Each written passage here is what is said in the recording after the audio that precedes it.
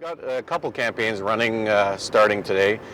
We've got Operation Impact, which is a national campaign which is targeted at impaired driving, aggressive driving, distracted driving, and seatbelt use. So we've got that running right across the country. So most police services participate in that, as well as provincially the O.P.P is running their fall seatbelt campaign. So that's all fits in nicely with Operation Impact, with ensuring people are complying with the seatbelt laws. We're participating in Operation Impact. It's a provincial campaign that's targeting seatbelt use, aggressive drivers, distracted driving, and impaired driving.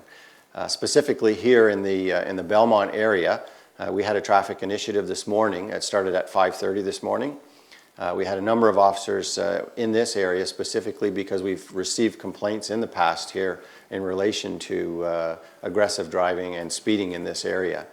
This is kind of a unique situation here, not unlike some other areas in the county where we have county highways from outside of the county where it's 90 kilometers an hour coming into an 80-kilometer zone in Elgin County, and then very quickly moving into a small built-up area, small town, where the speed goes down to 50 kilometers an hour. And many drivers have a difficult time making that transition from 90 to 80 and then down to 50. And of course, that creates a dangerous situation for our community. So we're here today to try to raise awareness, certainly to carry out some enforcement, and see what we can do to make this community a little bit safer for the people that live here. Now, regarding impaired driving, have you noticed an increase or decrease in those offenses? Our actual statistics are pretty constant. We stay pretty close to the same across the board with the number of charges that we're laying for impaired driving. I would say that we're about on par with where we were last year at this time. We usually average 10 to 15 impaired drivers a month in the county of Elgin. Now, regarding the new law that came in for suspensions, drinking and driving, the .5 law, can you tell us a little bit about that? The new legal limits for a roadside test, if you fail at .5, then you are immediately given a 12-hour suspension, and the suspensions have increased. There used to be a 12-hour suspension. Now the suspensions are considerably higher. You can have a 3-day, 7-day, or 30-day suspension incrementally each time that you're caught more than one time. So definitely tougher penalties for those that are driving with not over the legal limit, but with more than .5 in their blood system. Okay, so we're doing some speed enforcement here in the town of Belmont, trying to encourage drivers to slow down. I'm using a Speed Laser Atlanta LiDAR device to obtain the speed measurements of the vehicles. This device allows me to measure the speed of the vehicles, both oncoming and both departing from my location. And what it also provides me is the distance that the vehicles are traveling.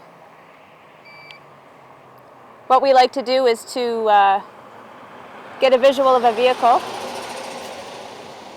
before obtaining that speed and determine that they are in excess of the speed limit before attempting to obtain that speed.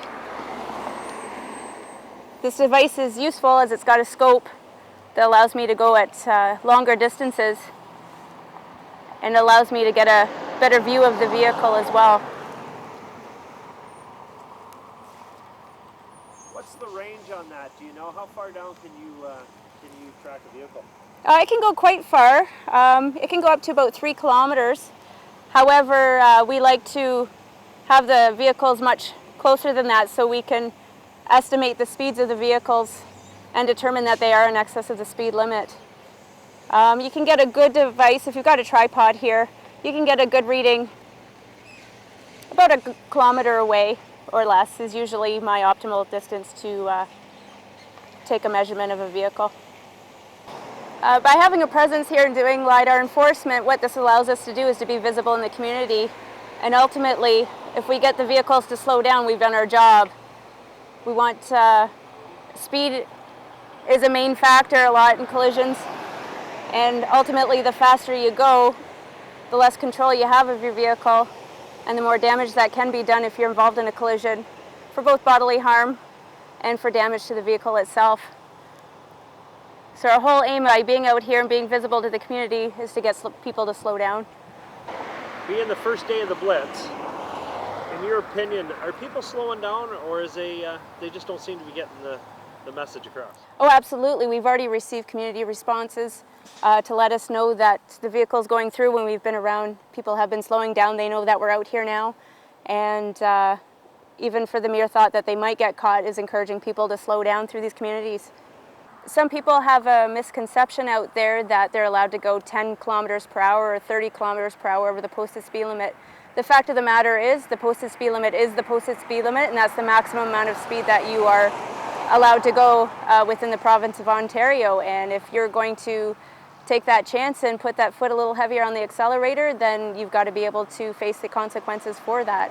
And just keeping in mind that when you're in excess of the speed limit, you're not only putting your life at risk, you're putting others' lives at risk as well. Over the past several years, we've had increasing problems of speed on this road. Today, we had a fantastic blitz by the O.P.P. Several cars were stopped doing excessive speeding. Warnings were given out about seat belts.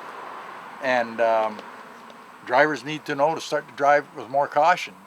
The road's not a raceway, and sooner or later, somebody's going to get killed out here. And also, people's got to start to remember too that deer season's coming, the rut will be starting, and they need to start watching for these deer. When you see one deer, there's bound to be more crossing the road in front of them. And if you're not paying attention to your driving, you're going to end up in an accident.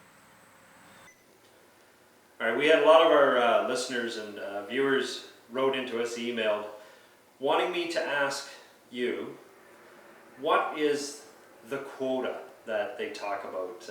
Is there such a thing as a quota? Well, we don't have a quota, no. There is no quota. Officers are not provided with a minimum standard that they have to attain.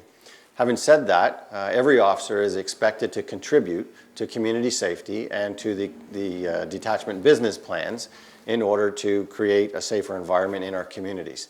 And officers do that in a number of different ways. Some of our officers that are on, perhaps that are on a traffic team, certainly they're out there and they're laying a lot more tickets because that is their focus. We have officers that are assigned to the crime unit. We have officers that are assigned as scenes of crime officers where they're doing the CSI type stuff, trying to find evidence. And every officer contributes in a different way. So performance standards are not specific to number of tickets. Performance standards are across the board in all of the different things that we do, even in community policing, number of hours of foot patrol, number of hours of time spent in the community, actually engaging with the community. Those are all what we call performance standards. The question that we receive from our viewers is regarding cell phone use. General public are not allowed to drive any of your electronic toys while you're driving.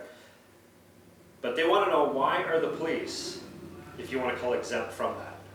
Well, police officers have an exemption for handheld devices specifically because some of the things that we use in the car, the radio, for example, which is our lifeline, we have to be able to use that. So the exemption is there for officers in the line of duty or in the performance of their duty. Certainly officers are not exempt if they're in their private vehicle and they're driving around on a regular day off. They have to abide by the law the same as everyone else.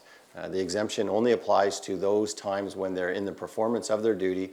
And in fact, in the O.P.P., we have a policy that says unless it's an absolute emergency, if you need to use the phone and you don't have Bluetooth capability, you have to pull over and stop to be able to do that. That's a policy within the O.P.P. So it's just the same as a regular civilian then? Just That's correct. pull over. Yeah. Now, over the course of this past summer, it was a very busy summer. A lot of people were out and about. We had some beautiful weather. How was traffic accidents, anything like that in the county? Overall, our what we call personal injury collisions are down slightly, which is good. Unfortunately, we have had 4 fatal collisions within the county so far this year, which is down slightly from last year. We had 7 total last year. The disturbing part is that 2 of those fatal collisions were a direct result of alcohol involvement, and that's why this Operation Impact is so important. You know, one of the things that we target there is impaired driving, and impaired driving is something we take very seriously because when people drive impaired, obviously they're much more likely to have a collision and much more likely to actually have a very serious collision, and that's exactly what we had this year. We've had 2 deaths already as a result of impaired driving. I'd just like to remind motorists that it is October. We are coming into the rut season for the deer, and car deer collisions always go up in October, November. This is our big time of the year that we have a lot of car deer collisions. Certainly there are a number of things that you can do to try to prevent them. You can't always prevent them, but speed is the number one thing. If you're driving over the speed limit and you're speeding, you're much more likely to not be able to respond when a deer jumps out in front of your car. So try to keep your speeds down and keep your eyes open, drive defensively, and focus on your driving. It's a full-time job.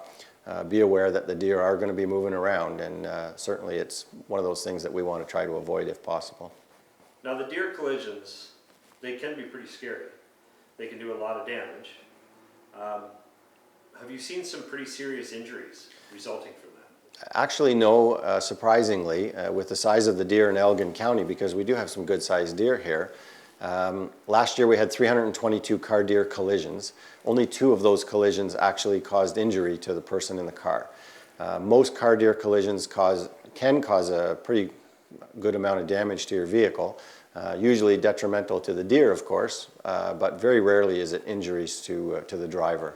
It's more of one of those really inconvenient things that, you go back to your insurance company, you got to get your car fixed, and it's something you want to avoid, that's for sure.